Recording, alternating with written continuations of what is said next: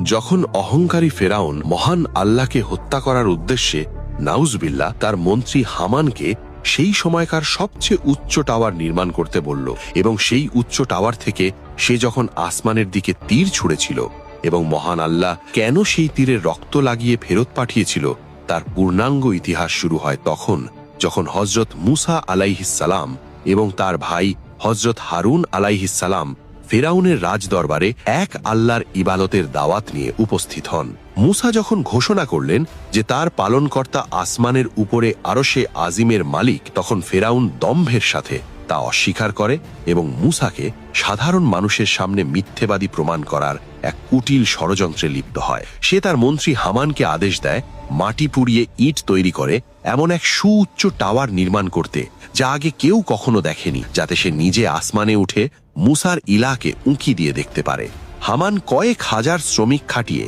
দিন রাত পরিশ্রম করে এক অবিশ্বাস্য উচ্চতার স্তম্ভ তৈরি করল, এবং যখন সেই আকাশ ছোঁয়া টাওয়ারটি প্রস্তুত হল, ফেরাউন দম্ভের সাথে তার চূড়ায় আরোহণ করে আসমানের দিকে তীর নিক্ষেপ করল।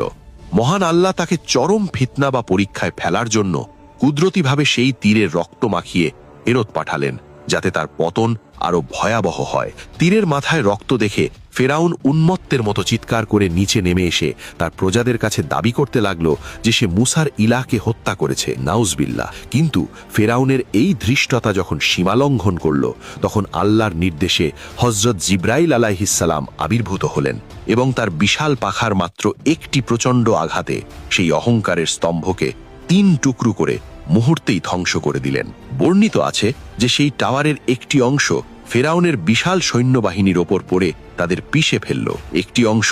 অতল সমুদ্রে হারিয়ে গেল এবং বাকি অংশটি মাটির নিচে এমনভাবে দেবে গেল যে সেই দম্ভের কোনো চিহ্ন